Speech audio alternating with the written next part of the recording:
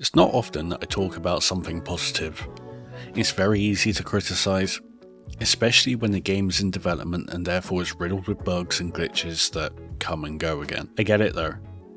It can be frustrating, and it's very easy to fall into the Star Citizen trap. Now what I mean by that is that myself and many others that I spoke to have found themselves playing Star Citizen for the first time, and over time we found ourselves only playing that game. Of course, when you only play one game, it has the consequence of tunnel vision setting in, and we hyperfixate on that game and its problems, and as many of us know, coding and bug fixing is a cat and mouse situation. Bugs are essentially the Hydra, the mythological creature from Greece. You cut off one head, and two more appear. That's bug fixing to a T. So for players, it generally means they have to deal with bug after bug while the bug fixing team try their hardest to smooth things out for the players. It's a never-ending circle of frustration for not only the player, but for the bug fixers. Now some of you will know that I recently spent a bit of time away from Star Citizen, and honestly, I'm glad I did, but probably not for the reason you might expect. You see, I played a game called The Isle, a dinosaur survival game where players hunt other players to survive. At first I thought it was great. The community had an understanding of the game they were playing, and there's no PvP versus PvE debate because people know what they're getting into, which contrasts the Star Citizen community. But then, an update hit and everything changed. The Isle developers had broken into the game to the point where AI was invisible. Now you might be wondering, players rely on other players to survive, why need AI? Well, the Isle follows the rule of nature and there's always something bigger than you. As a baby dino, you're pretty useless, so needing AI to get a good amount of growth in before hunting players is essential to survival.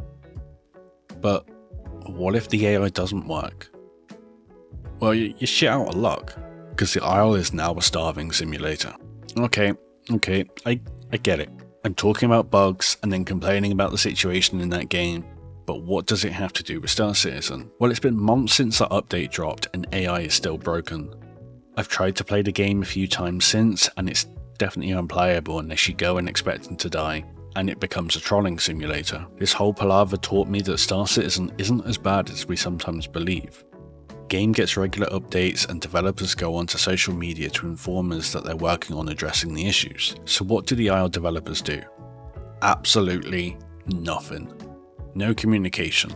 Just their monthly dev blog that talks about everything but the issue in the game is experiencing, and the developers like to start arguments with their community, and when they get proven wrong, they issue bans. Unfortunately for the Isle community, there's no good alternative. But this is why myself and a few others have decided to start development on our own game. But that's not ready to be spoken about yet, but we do have a Patreon running as we do need a few quid to help us fund the game.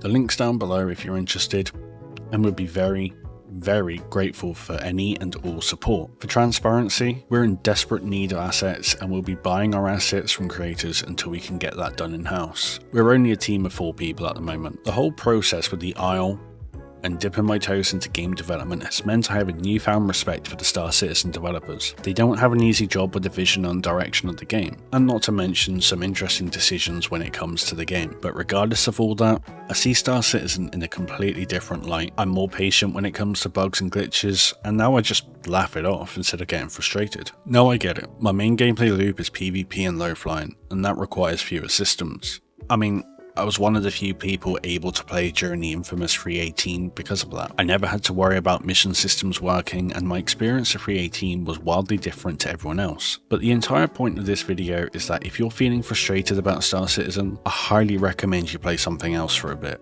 Fuck it. Go and play the Isle and you'll understand just how bad other games can have it. It's not very expensive, and I'm confident you'll come back to Star Citizen with a different perspective, because the Isle is genuine trash, and their developers are even worse. I'm looking at you, Dondi, you prick.